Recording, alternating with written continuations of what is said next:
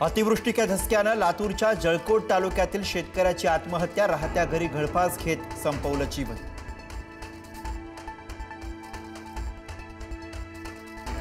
राज्यात मुसळधार पावसानं प्रचंड नुकसान, ओला दुष्काळ आणि सरसकट कर्जमाफी जाहीर करा, शेतकऱ्यांसह राजकीय पक्षांची ही मागणी।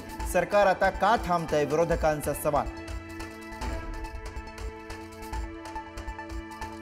सर्व मंत्र्यांनी आजपासून नुकसानग्रस्त भागाचा दौरा करावा, मुख्यमंत्री फडणवीसांचे आदेश। तर केंद्राच्या मदतीसाठी थांबणार नाही, राज्य सरकार तत्काळ मदत करणार, फडणवीसांचं आश्वासन। अडचणीच्या काळात सरकार कायम शेतकऱ्यांच्या पाठीशी, दिवाळीच्या आधी शेतकऱ्यांना नुकसान भरपाई दिली जाईल, कृषी मंत्री दत्तात्रय भरणे यांचं आश्वासन।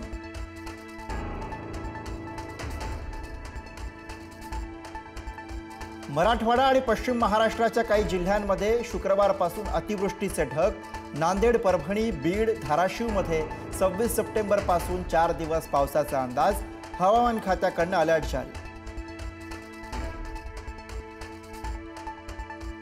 धाराशिवला अतिवृष्टीचा मोठा फटका, जिल्ह्यातील अनेक नद्यांना पूर, जनजीवन विस्कळीत, शेतकऱ्यांचं मोठं नुकसान, अनेकांच्या संसारात पाणी।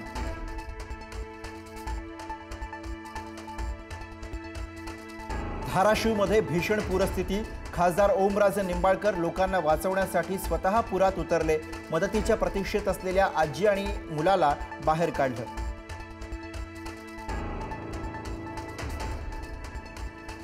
धाराशिव आणि सोलापूरमधील नुकसानग्रस्तांना उद्या साहित्य वाटप करणार, वेळ पडली तर धाराशिव जिल्ह्यातील काही गावं दत्तक घेऊ, पालकमंत्री प्रताप सरनाईक यांची माहिती।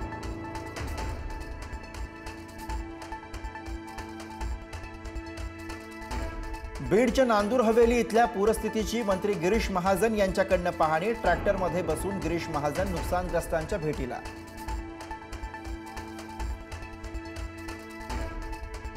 मुसळधार पावसानं सोलापूरलाही झोडपून काढलं, नद्या पात्राबाहेर पडल्यानं शेतात पाणी, खबरदारीसाठी ग्रामीण भागातील शाळांना आज सुट्टी जाहीर।